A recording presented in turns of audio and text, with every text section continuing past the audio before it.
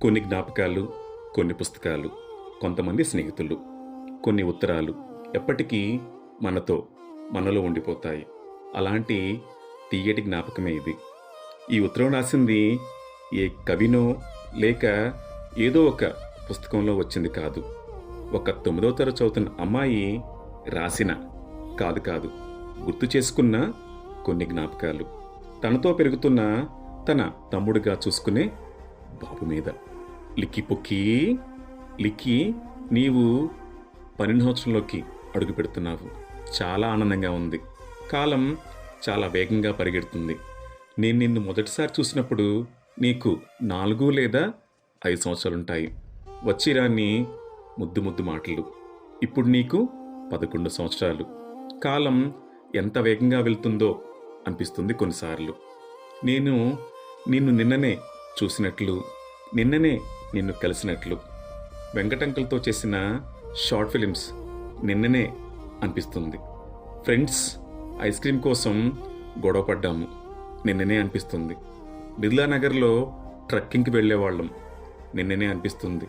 బిర్లానగర్లో cricket ఆడేవాళ్ళం నిన్ననే అనిపిస్తుంది.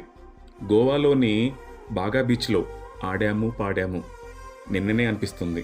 గాలిపటాలు ఎగరేసాము, ప్రగతి నగర్ రోడ్ల మీద సైకిల్తో తిరిగాము నిన్ననే అనిపిస్తుంది. కాలికి షూ వేసుకోవటం, పరిగెత్తటం. నా స్కూటీ రైడ్ పార్ట్నర్ రా నువ్వు. ఇంట్లో సరుకులు తేవాలన్నా గుర్తుకొచ్చేది నువ్వే.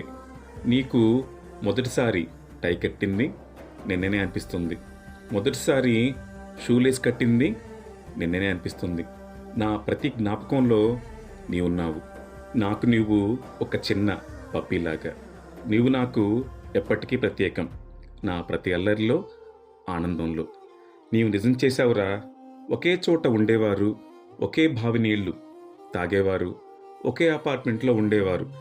ఎంత ఆనందంగా ఉండొచ్చో, ఎంత మంచి అక్కా తమ్ముడిలాగా ఉండొచ్చో, ఎంత చక్కటి అనుబంధాన్ని నిర్మించవచ్చోనని. లిక్కి, నేను నీతో ఎప్పుడన్నా కోపంగా మాట్లాడి ఉంటే క్షమించు. రక్త సంబంధం ఉంటేనే గొప్ప కాదు, మనలాంటి బంధం ఉండాలి. నీవు జీవితంలో ఉన్నత శిఖరాలు అధిరోహించాలి. వాటి అడుగులు, నీ పరుగులు ఎప్పటికీ ఆపకు.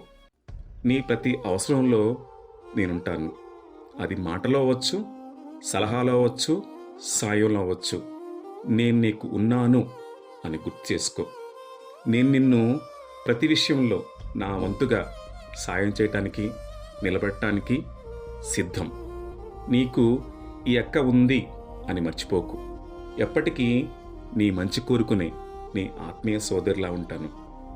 నీవు ఎప్పటికీ నాకు భారం కాదు. నీవు నాకెప్పటికీ బాధ్యతనే. ఎప్పటికీ ఇదే చిరునవ్వుతో చిరకాలం జీవించాలి అని కోరుకుంటూ నీ ఆత్మీయ సోదరి మాన్విక.